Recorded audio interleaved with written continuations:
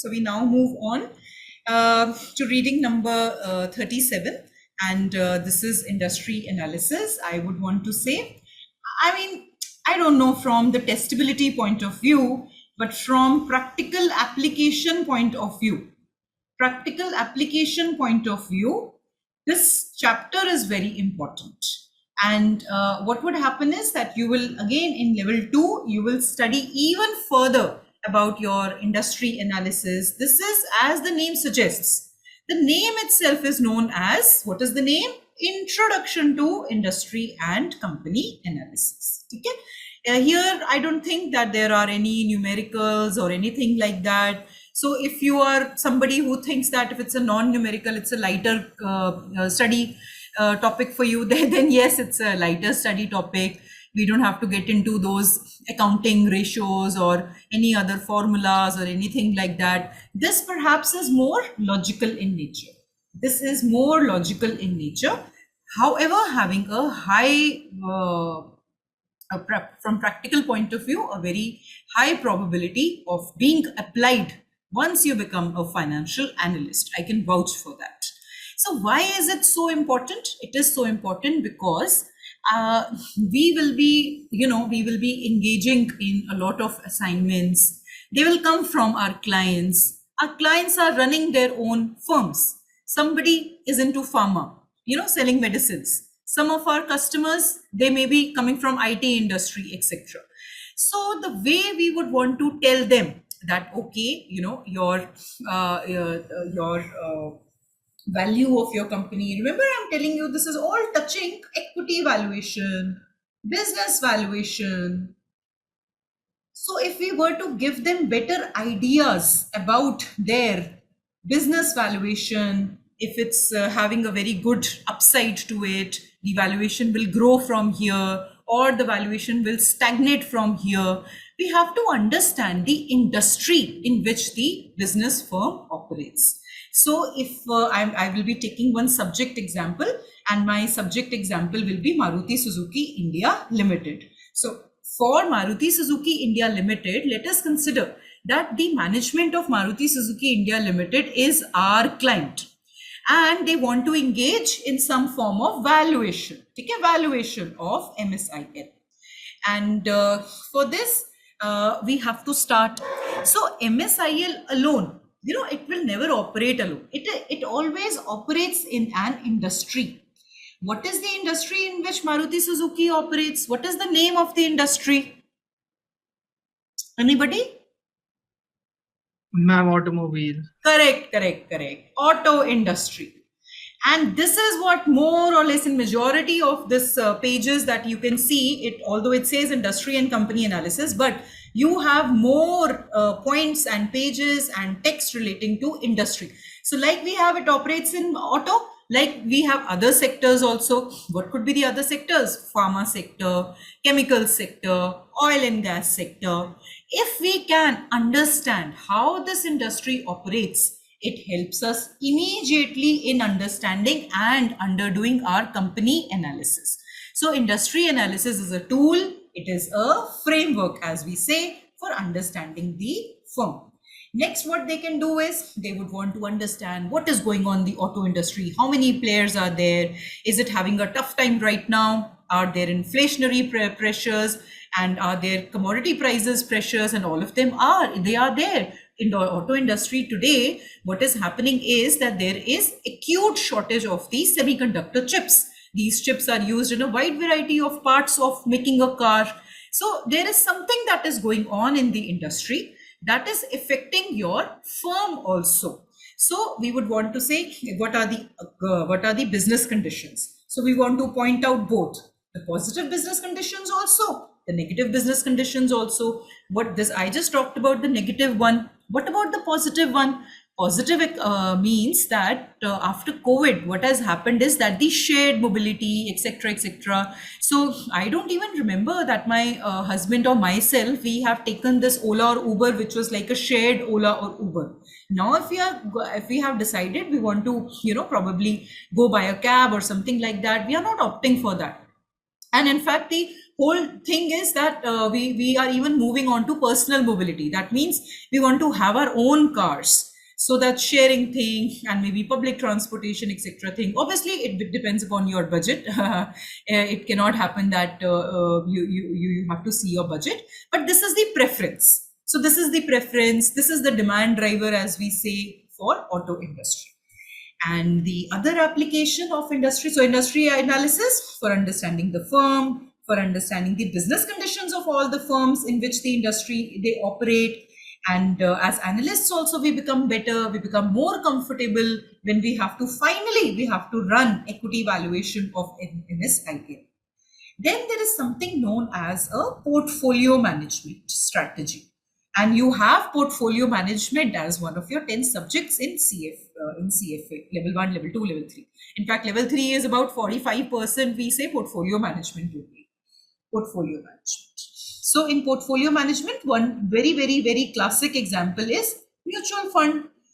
And you have something known as a mutual fund manager. So the mutual fund manager, this is like a portfolio or a fund. Portfolio means more than one equity security come together. Portfolio of securities, more than one securities come together.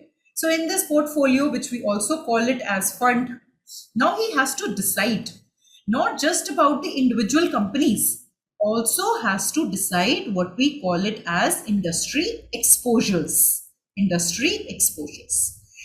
Is this mutual fund will be more in banking, or let us say financial services? So we will pick up investments more from banks or insurance companies, etc., etc. Will it come more from the IT side? Will it come from the auto side? So we have to decide. So let us say for auto, we give a 10% weightage. Ultimately, it will all be 100% weightage.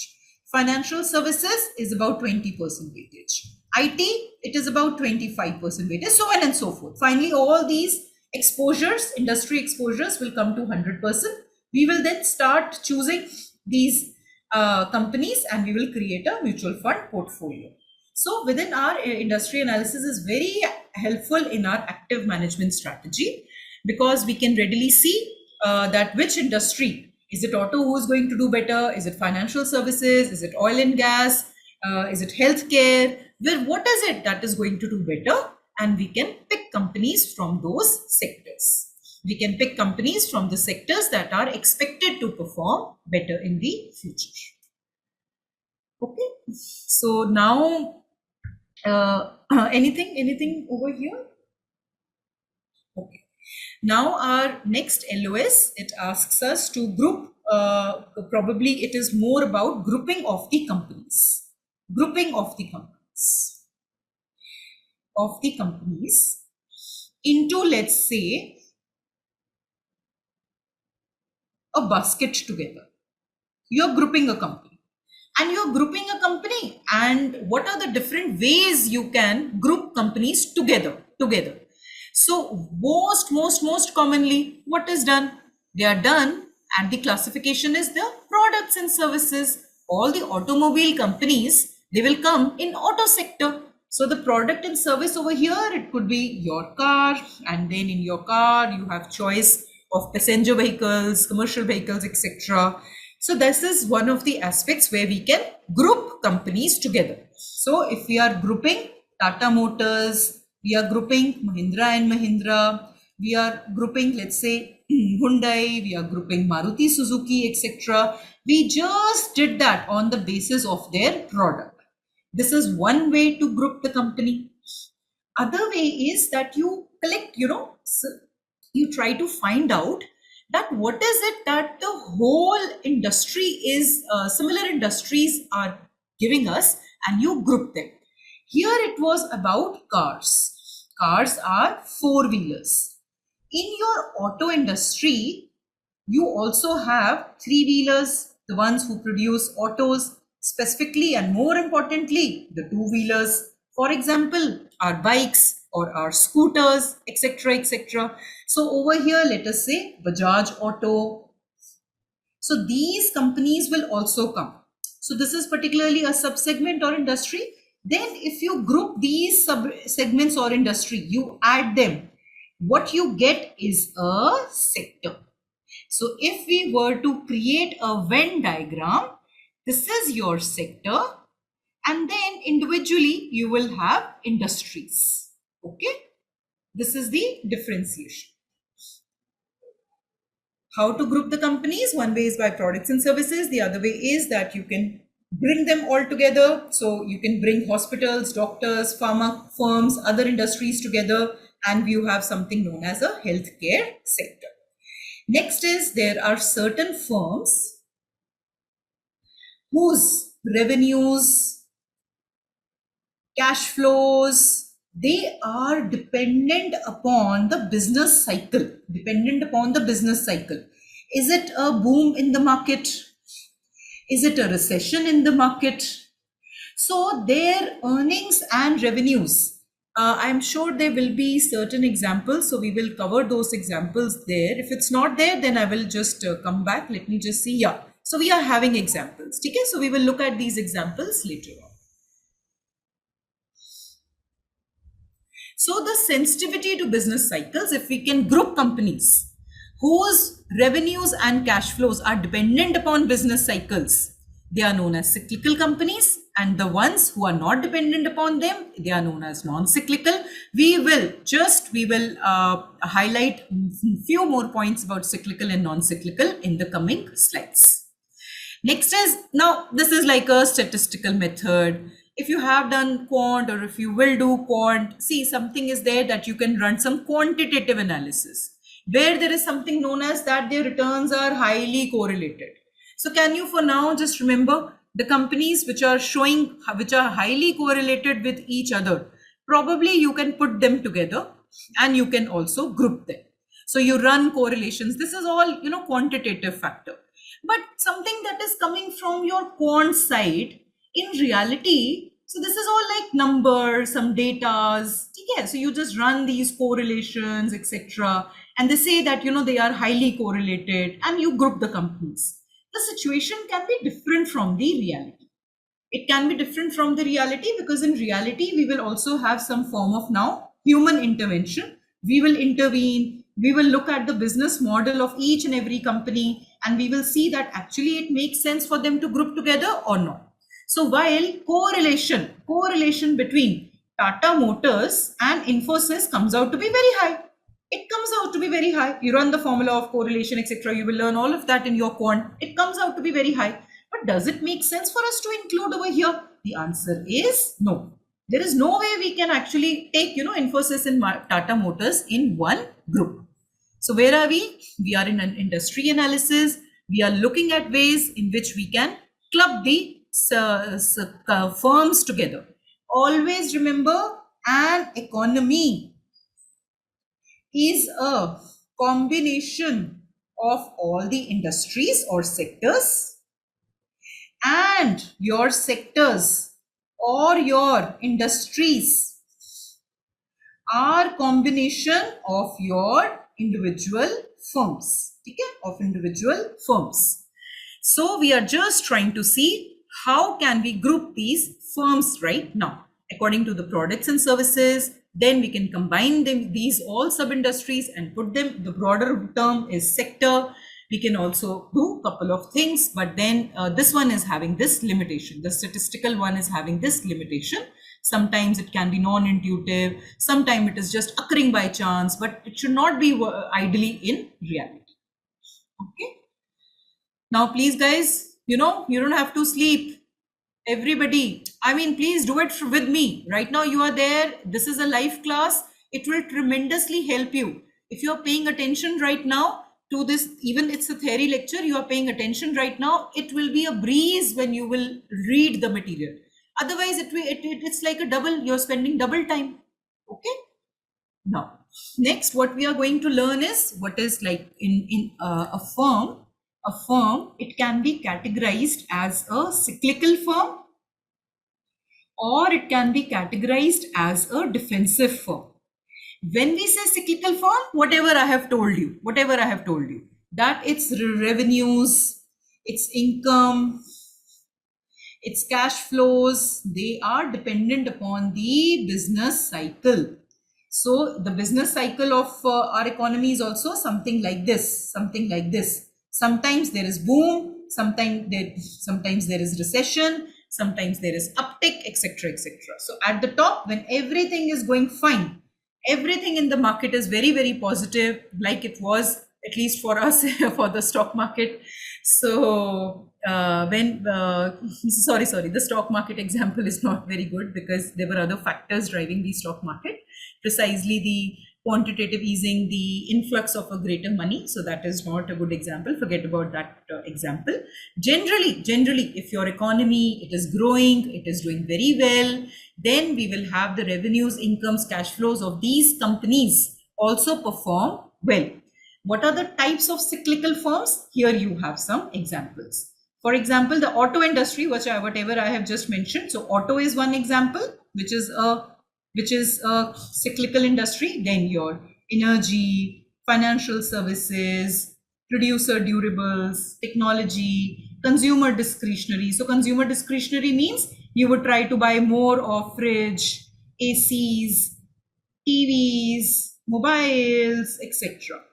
So when your incomes are also rising, you would want to purchase more and more products. So those are in the cyclical firm. And then non-cyclical firm is which are not dependent. Anything is happening over here where there is an expansion or where there's a contraction. So boom and bust, as we say, whatever is happening, the revenues, incomes, and cash flows of these firms are not, they are stable and they are not affected. What are the, for one of the classic examples we have?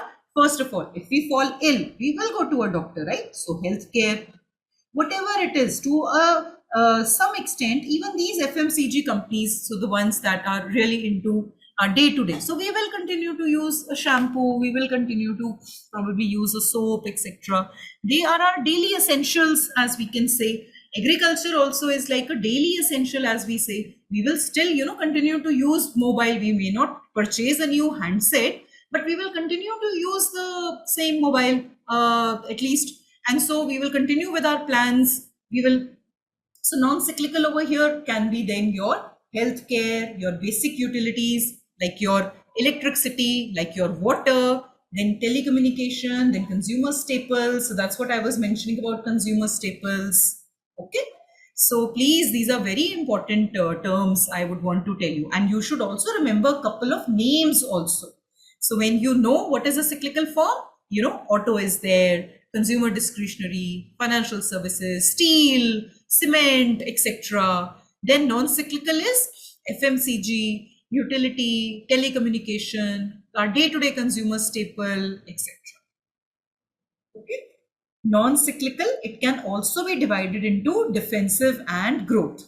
Defensive are, again, whatever I have told you, that is defensive. However, there is another beautiful and a unique term known as growth cyclical firm. Growth non-cyclical firm, rather. Non-cyclical firm.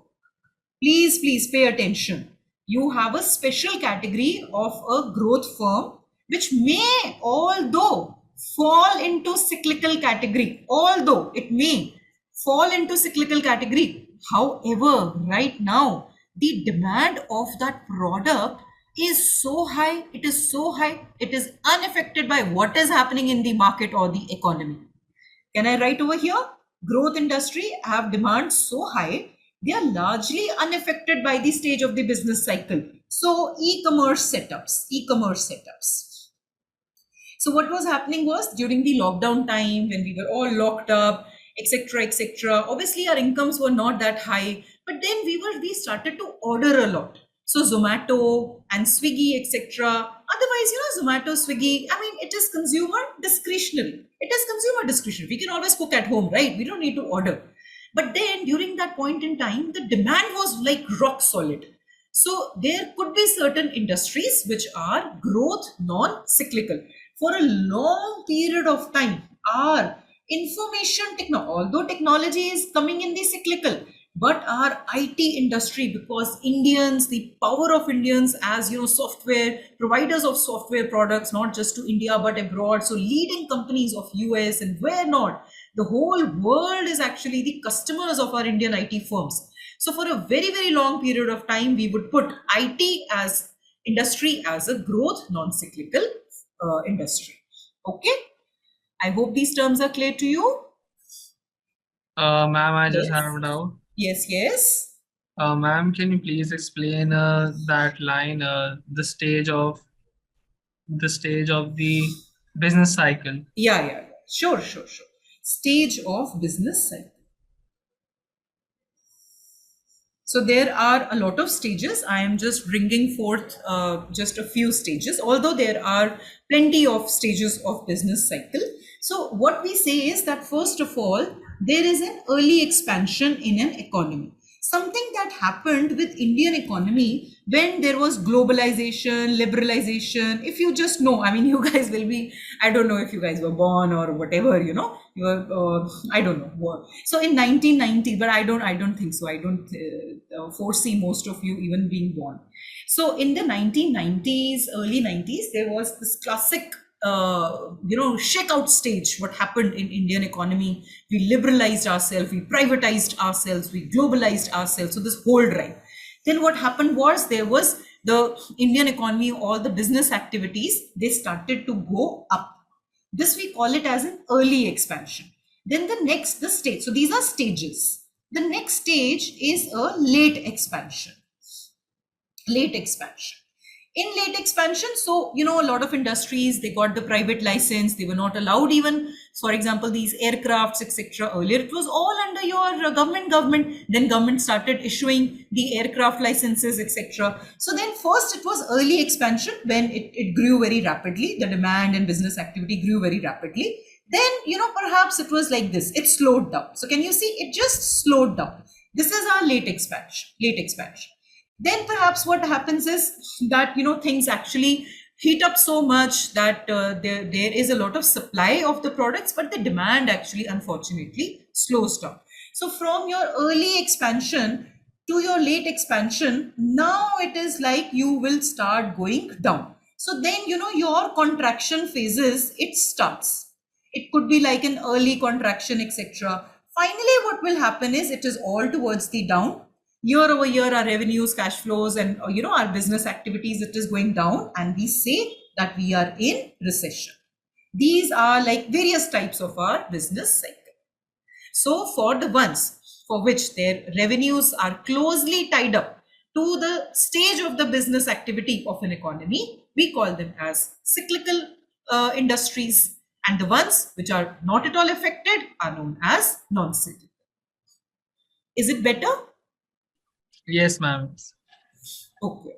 Ma'am, are we trying to say that we will buy vehicle at the time when we are generating enough amount of revenue, but not in the case of when we are in recession? That's why these companies depend on the business cycle. Yeah. And here I'm also wanting to tell you it is always about year over year growth when we talk.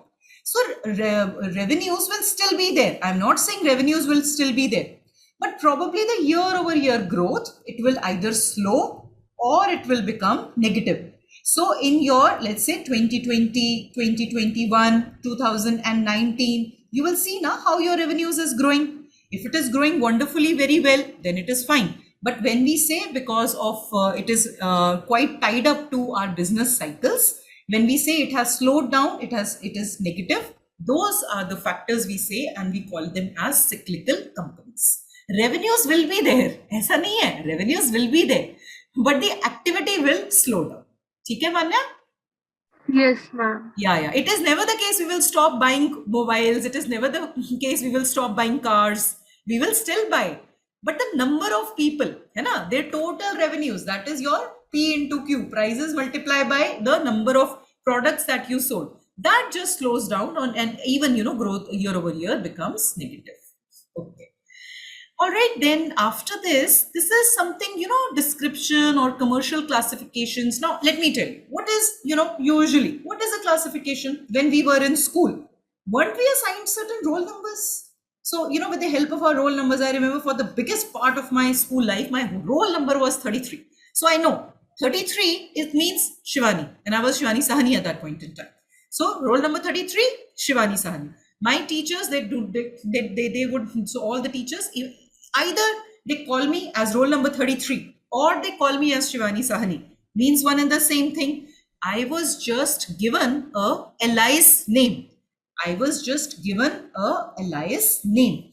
Likewise, what can happen is that the way these classifications of all these industries can take place, we can give them certain names. And when we group them, we can give them certain names. These are actually done by a lot of data service providers. Data service providers. So who would want to classify the names of these industries? They are by our data service providers. Data service providers. What are the names of data service providers? I just hope you have already, or you are aware of, let's say, Bloomberg. These are our financial databases. Capital IQ, who are the powerhouses of financial data. They store lots and lots of financial data. We even have Morningstar, and we even have S&P. Okay? So there are other examples also. Please go through them later on. So what they see is that let us classify these industries and let us give them some names. So that is why we have something known as commercial classifications. So they have given names: building material, chemicals, paper and forest products, containers and packaging, metals, minerals and minings. They could even just have said metals alag se individually and probably mining alag se, but that doesn't happen because metals, minings, they are together now. How would you get the metals? It is through mining process. So whether in whichever area you are, they have just classified your industries. Okay. So in your textbook, again, I would want to say there is a reading material. Just to read, you will say that there are certain commercial classifications. Can you see in your prep material? You have commercial classifications. What is it that basic materials in processing have? Consumer discretionary will have. Consumer staples will have. I have few pointing out in this slide. Let me read this. Consumer staples will have food, beverage, tobacco, personal care products. These are our essential. These are essential products, day-to-day products. What will be energy, refining, production, energy services. I can also see consumer. This is in your prep book. Consumer discretionary is automotive, apparel, hotels and restaurants. Staples, consumer staples will be food, beverage. Okay. This we have already read. So can you please later on read what is inside these industry classifications so that you get to know about the description of activities for all of these are all there in our book. So this is a kind of a homework for you all. Just it will not take you more than 2 to 5 minutes. Okay. So the way I was telling you right now, we have our data service providers like Bloomberg. What they do is they collect all the data. They collect all the important financial data, etc., pertaining to these industries. Then what they do is they classify. Classify means segregate. Roll numbers de dete hain. Whether it is falling into consumer staples, whether it is technology, whether it is financial services. So financial services will include banking, insurance, real estate financing, asset management, brokerage. That is why I'm encouraging. I have read 2 examples. There are a couple of other examples rooted from your book. And now they are giving certain, we also have certain providers from the government side also, government bodies also. So Bloomberg, Capital IQ, Thomson Reuters, they are like private. They are like private. S&P, they are all private. Likewise, we have certain government bodies. Just, it's a good read LOS for you all. Something known as ISIC, International Standard Industrial Classification of All Economic Activities, United Nations, etc. Something known as Statistical Classification of Economic Activities in the European Community, designed for Europe. For Australian and New Zealand, we have something known as Australian and New Zealand Standard Industrial Classification. Next, something known as NAICS. This is very popular. This is very popular. So something known as North American Industry Classification System. Out of all of these, NAICS is most popular. Most popular. This is for US, Canada, Mexico. Again, I'm telling you, CFA curriculum is very, very vast. How long will you, memorize it? So just read it 2 to 3 times. Just read it. Okay. But the end objective should be clear. What they have helped us to do, they have collected a lot of data. Then they have given us the industry kind of classifications, and with the help of these classifications, perhaps a lot of time in these, when we go there, we download a lot of industry reports. That is what as analysts we do a lot. So we use their screening or classification criteria and we download the industry reports. So these classifications just help us to do that a lot. Majority of the time, this is our end usage of these industrial classifications. Or if you don't want to say industry report, industry updates, okay? Industry analysis, whatever you want to call it. We can download from these databases. Okay. Next, what we have is peer group. Peer group is nothing but when let's say I was talking about bank, we have Yes Bank, we have SBI, we have our ICICI, we have HDFC, etc., etc.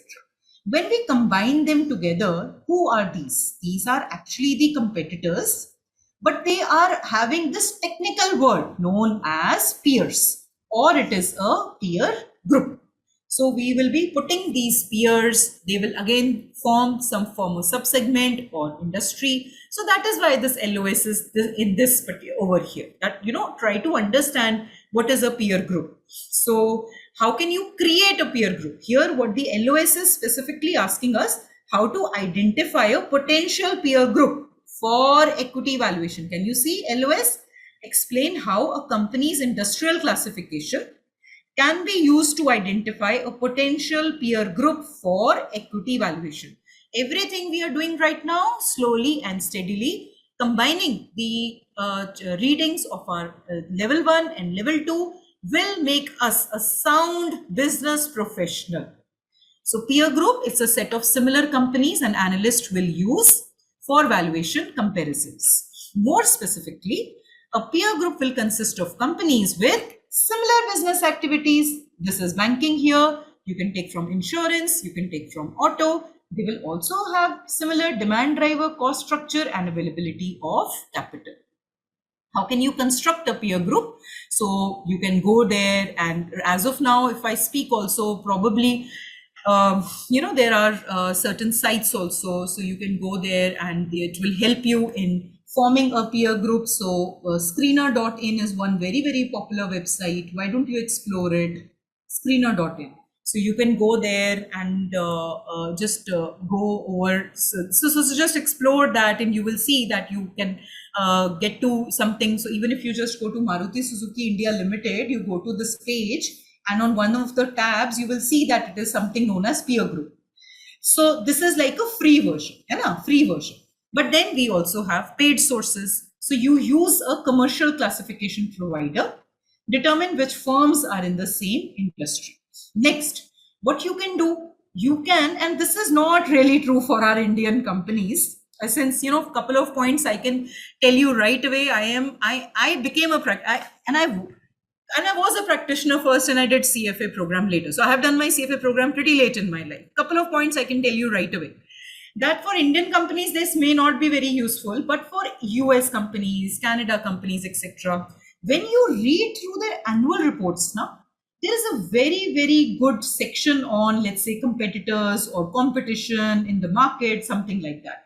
They will also identify who are their competitors. So you can take the names over there. Okay, what is our end objective? Our end objective is to get the names, which we can put, and we can create our peer group. Sometimes it is very easy. If I am going to ask you, create a peer group of banking firms, create a peer group of automobile firms, create a group of Indian IT sector companies, you can form the peer groups. But sometimes it becomes difficult. As analysts, and specifically sitting out of here in India, in corporate practice, we get a lot of cross-border, inbound, outbound transactions, as we call them. So then, in my whole career span, I was never restricted. I was mostly I was there for US and Canada, but I have valued across the globe. So a Bangladeshi company also, South African company also, etc., etc. Then probably these pointers, they really help us. That if the commercial classification didn't give us a very good data for, let's say, South Africa or Nigeria or etc., just let us take a chance. Let us read the annual report. Also, but for US and Canada, etc., we do everything. So in reality, I would want to suggest you go through all these points. But we come down over here. This is our CFA program curriculum. And for us over here, there is no prioritization. Okay? There is no prioritization. We need to know all the steps. All the steps that an analyst would use to form a peer group. One is use any form of commercial classification provider. But the examples we just had in our previous slides, you read the annual report, identify the competitor. Now, very interestingly, I always say that if you were to become a financial analyst, you should also become a financial detective. Where to get the information from where? So you open an annual report and you got that comparable name is ABC, comparable name is PQR, comparable or peer group or competitor name. Okay, they mean one the same thing. You should not just limit yourself. You should also open the annual report of ABC. You should also open the annual report of PQR if they have mentioned if any other competitors are also named. Then if you remember, if you already know, we have some trade publications also, our journals also. Sometimes they have very good articles. Sometimes they also give us the names of these competitors, so on and so forth. Then probably look at similar geographic markets. And this is something, just read it right now, that you can adjust the financial statements of non-financial company. Just leave it right now. Okay, this is the heart of it. This is the main heart of it. That what are the steps you have to take to form a peer group. Any queries? I'm pausing right now. Any queries with whatever we have done? I do not want to kind of, go one slide to the other. So let us say what is industry, the importance of industry, types of industries in your mutual fund preparation time, then also what is the weightage you will give to a particular industry. So there, all these factors help us in industry analysis. What are the ways you can group the companies together so that in the end you can form some sectors you can think about on the lines of products and services. Next is sector. It is a group of your similar industries, sensitivity to business cycle or any of your statistical method. But there are certain limitations of these statistical method. Probably the correlation is high, but in reality, there is almost negligible grounds or solid grounds of you putting Tata Motors and Infosys together in any sub-industry or sector. Next is what was growth, what was defensive, what was cyclical. We went through all the stages of the cycle which happens in an economy: early expansion, late expansion, then probably contraction, then probably recession, etc., etc. If the company's earnings and cash flows are tied up, they will mirror to what is happening in the broader market. We call them as cyclical companies, and reverse is non-cyclical. An exception is growth non-cyclical. So I gave you one example of e-commerce setup like your Zomato, etc. That's just one little examples. There are many examples. And maybe our Indian IT industry for a very long period of time. Next, we move on to that we want to give certain names to these industries as well. Who have done it for us? It has been done by commercial providers, and we call them as commercial classifications. So do you see over here, global industry classification? It is by the name of GIC. If you are quite intrigued, what exactly are the industry classifications? This is freely available. The reports may not be freely available, Why don't you go to these websites, S&P, GIC, etc.? You will easily come to know. Just Google out industry classifications given by Global Industry Classification bracket GIC. Just in case this makes you more this topic you want to deep dive. That's it. Then about what is so you have given an industrial classification that this is consumer staple. Within this, what is the type of activities the firms will do in this subsector or sector or industry or whatever the case is? These are the examples that we ran through. There are a couple of more also. That's what I told you and in the class. Next, what we learned was that these were the other ones probably were the private ones. We have several government bodies. For example, ISIC, for example, NAICS, etc. They will also give us. With the help of these classifications, now we can form peer groups. How the formation of peer group is relevant for us to conduct equity valuation is your last reading. That is your reading number 6 of equity. Okay, and that is what precisely our LOS asked us to do. Ma'am, Yes. Yes, ma'am, is please. there any free site to get these annual reports? So annual reports, it is a very good question and it's a very frequent question. See, for annual reports, the whole issue is that we can get it for the public companies. But for the private companies, if the private company has not chosen to make it public, then free is very, it's almost next to impossible. So if you go and if you check IPL, so Chennai Super Kings, you go to the website, over there you will find the annual reports of CSK for last several years. It is why? Because CSK out of its own will has chosen to make the document public. But there are other private companies who have not done so. For public companies, there is 100% assurance that you will get it for free. You can go, but I'm not too sure what was your question for. It was for public companies or private companies? Ma'am, for both.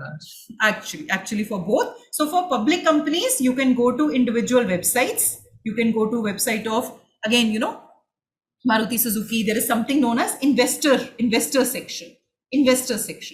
Can you find that investor section? In that investor section, you will find on the website, you will find all the annual reports. Next, you can also go to the individual stock exchanges. This I'm telling you for free. Stock exchanges wherever it is listed. Is it listed in BSE or is it listed in NSE? On these websites also, you just have to type for the firm that you are looking for the annual report, you will get it. So this was 1, this was 2, third over here for us is SEBI. You can go to SEBI's website also. Just type in the name of the company. There also you will get financials. But quickly, Okay, thank you, ma'am. Sure. But the quickest way is always this. It is always this. The website of the company, investor section. And private companies, I am telling you, they are not obligated. If they haven't shared details with any of the data provider also, very difficult. Okay. So now we get to the any other question? Yes, please let me know. Can you continue tomorrow? Oh my dear. Manya, I can again give you guys 5 minutes break. Not an issue. I understand this is like a theory class.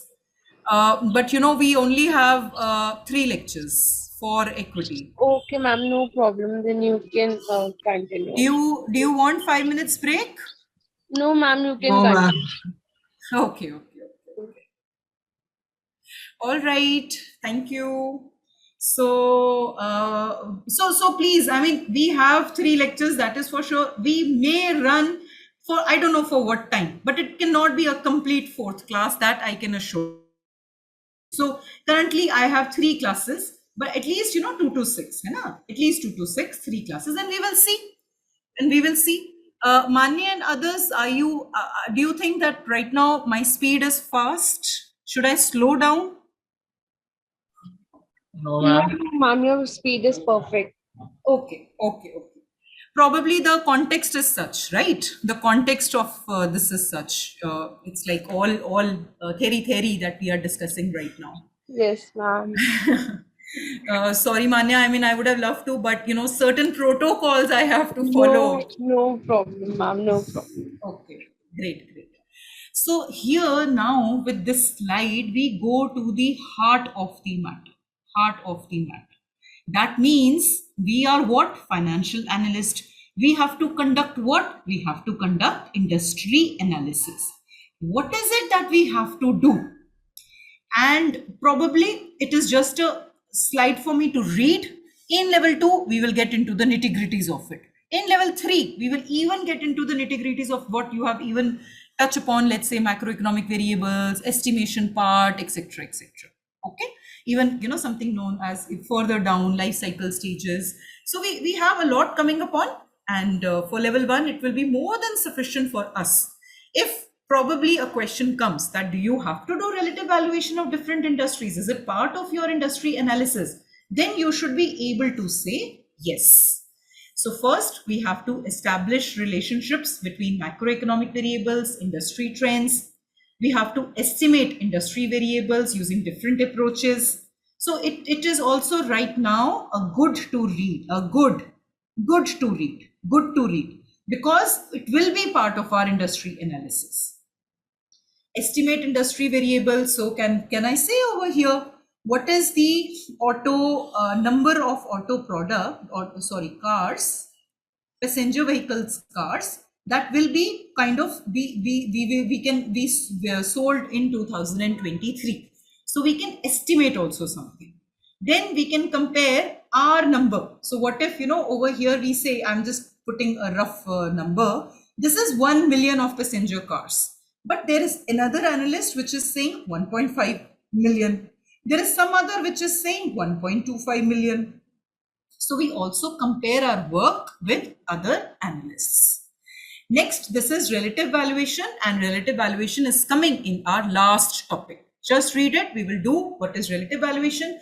Over there, it is relative valuation for a company. We can similarly, same formulas we can apply and we can have for relative valuation of different industries. Next, we can also see whether it is like a cyclical, whether it is non-cyclical, right? So whatever points we have already mentioned. So we can see what happens during a business cycle. How much is their volatility? That means how much the revenues, cash flows, they go up and down with the stage of the business cycle. This also we have discussed. Then about the life cycle stage, is it a young one? Or is it a stable one? Or is it a mature one? Or is it in its declining phase? Etc. etc. Next is, there are a couple of other pointers. Yes. Embryonic is young stage. Yeah. Startup stage. So I believe, I believe we have a dedicated slide also after Porter's 5 force analysis. So over here, we do have a dedicated slide here. So we have embroic. Okay, Embroic means, embryo when the baby is formed. And then we have growth, we have shakeout, we have mature, and we have decline. Ma'am, this is somewhat related to marginal utility too. Nahin. This is so like us as humans. What are our stages? We are a baby, then a toddler, then perhaps a teenager, then perhaps an adult, then we move into our old age, and I don't want to say, but we die. This is the stages in a human life. What is the stages in an industry life? So that is embryonic, growth, shakeout, mature, decline. What exactly happens inside? That is also part of our LOS. It will not come today. We will discuss tomorrow. Okay, as we go further in our in our presentations. Okay, ma'am. Yeah. Okay, so I head back to that particular slide now. So, then we also, within these elements, we want to determine the competition within an industry. So I don't want to even touch this word, because we will touch the competition in this framework. I'm not too sure, but can you guys raise your hands if you already know Michael Porter's 5 force analysis? Do you know? What is Michael Porter's 5 force analysis? Have you heard about it? I just want to probably you can raise your hands. That's it. No, ma'am, never heard of it. No, ma'am. Okay. All right. But it is okay. No problems. It is very popular. I can't even tell you this. Call it as a tool, call it as a framework. It is so popular. It is so useful. And then again, I'm not going to restrict it to theory. Again, my subject company example to you all will be our Maruti Suzuki India Limited. Please pay attention. Please. Okay. This out of, I believe, the whole of this whole block, what is it that you ask me? Couple of things that you will use for sure in your industry analysis. Porter's 5 forces, your clients, your bosses, if they have given you an assignment to prepare industry analysis, they will expect that you write something, you present something on Porter's 5 forces. And now the easy part, the good news is it's very easy to understand. No rocket science over here at all. Very easy. Logical flow by Mr. Michael Porter. Okay. It is giving us a framework to analyze the competitiveness in a industry. Competitiveness in an industry, and as well as some other parameters. How can you say, or you know, by competitiveness, we also have another word known as competitive positioning. Known as competitive positioning. Now, come what may, I will stop. I will not go further from here in today's lecture. I will stop over here. Okay. This is our last one. I'm thankful to all of you for your patience. This is the last one. We will stop. Whatever minutes it will take me. So, but I will tell you for sure, I will never log off before 6 o'clock. Sometimes our topics, they do end in advance, couple of minutes back. I will be here in case you have any kind of queries, etc. It could be out of this topic, it could be out of the book, it could be out of CFA curriculum, anything that you want to discuss with me, those final minutes, I will be there. Won't log off before 6 o'clock. Well, you guys can do that. So competitiveness in an industry or competitive positioning of a company amongst its competitors or peers. That's the framework it will help us to answer. Amongst its competitors or its peers. Is it very well placed? Is it an industry leader? So these are the answers we will perhaps get. Is it an industry leader? Is it like, you know, not an industry leader right now? So this was, this was leader. So is it well placed? It's not well placed. It's not doing very well. If I have to compare it with the other competitors, I would not want to perhaps, want to invest in this particular stock, but let us say in some other competitor's stock. Okay, now here. And I will start by giving example of auto, but I will also talk about Maruti Suzuki. The first one for you, it should not be potential entry barriers, etc. The first one for you should be this point. Buyers and their bargaining power. Buyers and their bargaining powers. That means that as buyers, are they having a bargaining power? Can they bargain when it comes to the prices of the products and services of the firms in this industry? And then we have to answer it by saying, is it high? So this is what it leads to. Is it high? Is it low? We also pointed to on a scale of 1 to 5. So 1 can be that it is they don't have the bargaining power. So their bargaining power, we call it as weak. To the other one where we call it as strong. Okay. And here the bargaining power is actually in the auto sector for passenger vehicles is very strong.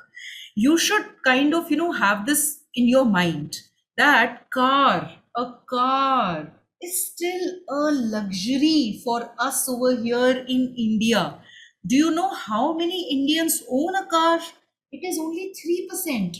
Or maybe if the statistic has moved any bit, I don't know. I can put a maximum of, let's say, 4%. 4% of Indian population, 1.8 billion plus population in India. Only 4% of the population. It is a luxury for them. It is such an important decision in the life of us as when we want to buy a car. We never buy cars in a hurry. Just like, we take decisions for our homes also. We want to buy a new home or not. For car also. A car will stay for us. So the one that we have, it is there for us for the past 5 years. And sometimes all of us, we can even keep cars for even 10 years and 10-year plus. It's a very long-term investment for us. And according to the, you can say the per capita income of India, it is which is not that very which is very low. If you compare this per capita income to price of a car, it's a luxury product for us. Okay, don't think about yourself, think about an average Indian. So for us as an average Indian, we will want to take our time. We can take 4 months, 6 months, etc. We will go from one showroom to another showroom, and we can conclude that they are very much sensitive to the pricing part. So buyers have a high bargaining power in the auto sector. Now, next it could be about threat of substitutes. Threat of substitutes, again, so here it is high. We have to answer like this. This is the framework that we get. What is the threat of substitutes? Before we answer threat of substitutes, we have to understand what are the substitutes of the product or industry that we are talking about. What are the substitutes of a car? Can anybody please tell me? If you don't own a car, what are the substitutes? I'm a Bus, two-wheeler. metro, two-wheelers. Yeah, metro, two-wheelers, etc. So is the threat of substitutes then high or low? Do you have High. a lot of? Yeah, we have High. a lot of, we have so many substitutes. And you know what? Here the substitute is even having a zero cost. You can walk by foot. Who is stopping you? You can walk by foot also. Not necessarily you have to take car every time, etc. So that is absolutely free. So when we are talking about substitutes, don't just restrict your your current level just to auto or passenger cars. Think about some other products also likewise, and then think about these factors. Can it be high? Can it be low? For certain, we don't have many substitutes. When it comes to our food items, I mean, food item is a food items. Yes, within coffee, we can have a lot of brands. That is there. But coffee, tea, etc. The coffee tea is coffee tea. Okay. So here we have got a lot of substitutes, and even so, some of the substitutes like walking by foot or cycling, they are costing us very, very low. So here also we conclude that the threat of substitutes is high. Next, what are the suppliers' position? In the suppliers' position, what we always say is, just think, and this is a very good number that you get from the annual report of a company. So go to annual report of MSIL. You will be astonished to know that there are about more than 300 plus suppliers and for MSIL. Then you have to see what is the status of this 300 suppliers versus Maruti Suzuki. Who is bigger out of these? You will find out Maruti Suzuki or Tata Motors. They are our original equipment manufacturers. They are giants in front of these small suppliers. One of the suppliers will be supplying brakes. One of the suppliers will be supplying tires. Other one probably, something to do with the sound system, so on and so forth. And Maruti Suzuki is not dependent upon a handful of suppliers. If one is having a problem in tire situation, it can definitely reach out and give contract to any other supplier also. So here, suppliers and their bargaining power, now, is it high or is it low? High. Low. I'm high now. Suppliers have low bargaining power. MSIL can shift to another supplier in a day or in a week's time. है ना? If one supplier raises prices, Maruti Suzuki will shift to there. They've got dozens and dozens of suppliers providing one small part of a car. So here it is low. And here, if Maruti Suzuki raises prices of passenger vehicle, you will move to Tata, you will move to M&M. So bargaining power of customers is high. Okay. Next is potential entrants or barriers to entry. Here we talk about all our fixed costs. And fixed costs are generally very high in manufacturing setups, like again auto, or you were to create a steel plant, or let us say any other factory, let us say textile also, and the level is high, right? So if the fixed costs, if they are actually very, very high, so then we say the barriers to entry for new entrants is also very high. Where the costs, fixed costs are high, we say the barriers to entry for the new entrants is also very high. Think about, and a classic example over here is coming from our telecommunication sector. In telecommunication sector, because the fixed cost, the technical know-how to produce and manufacture a car, not everybody can manufacture a car. Decades back, till about 1981, 82, the Indian companies, they were not having the technology to make a car that is affordable by masses. That is why Maruti Suzuki, they had this joint venture with the Japanese corporation known as Suzuki Motor Corporation. So it was a JV between Government of India, GOI, and SNC. They together formed Maruti with the sole objective. The Indian government had funds, but they required the technical know-how. So likewise, even the fixed costs are high, or these technical know-how that is not available to a lot of entities or to everybody. So then we say the barriers to entry by a new entrant is high. In telecommunication, at one point in time, what do we have? We only used to have a handful of companies, Idea, Vodafone, Airtel, etc. And the view was that the barriers of entry are very high, which is indeed high. But what if Reliance Industries, who is like market capitalization wise the most on having the most highest market capitalization, considered to be the most valuable company, it is rich in cash also, they decide to enter with Jio. So these examples will be still low, low. More or less, we will still say in telecommunications, after Jio also, who all have entered, it's been so many years. So the barriers of entry are high. Now the final point, the combination of all these factors will tell us if the rivalry, the competition of the players in the industry are high or they are low. So the barriers to entry over here are very high. That means they have to spend crores and crores and crores of rupees. Their risks are very high, and they would want to do anything to survive. And for survival, they have to compete in this industry. The rivalry may be high. The buyers are having the pricing power, not them. This also points out that, so it's a combination of all these factors. Threat of substitutes is also very high. It's a luxury item. Supplier wise is only where we saw it was low. We can conclude that overall, what will happen then? What can we conclude? Will the rivalry be high amongst the car manufacturers or low? Rivalry will be high or low? High. High. So we concluded safely that this will also be high.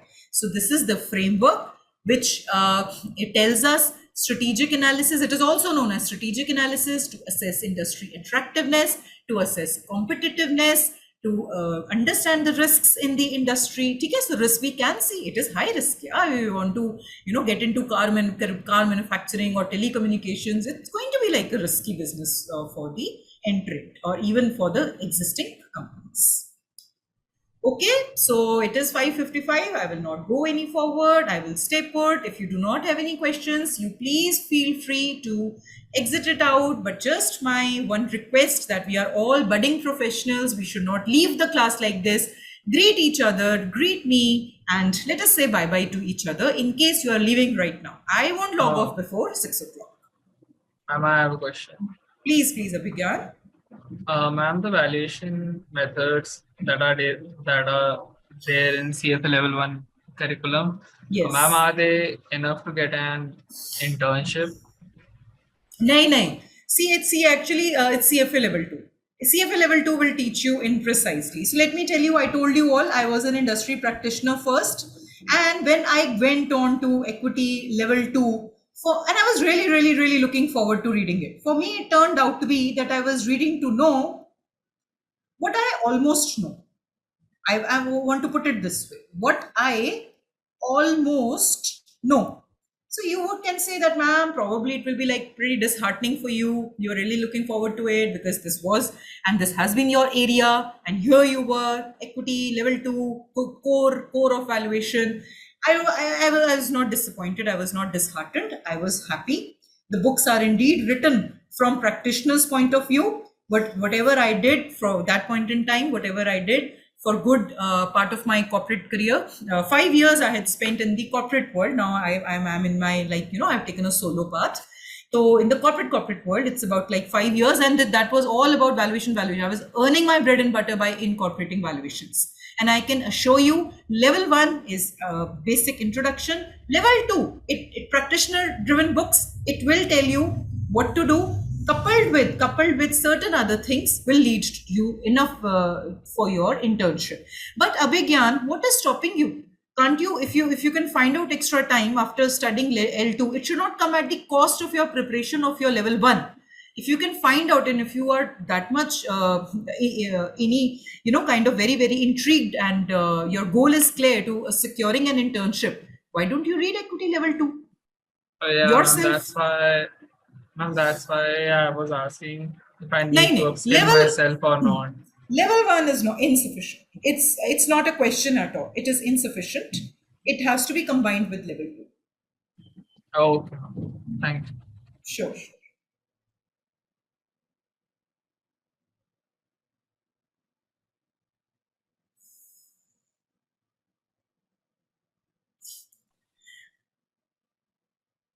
All right then, is it a good time for us to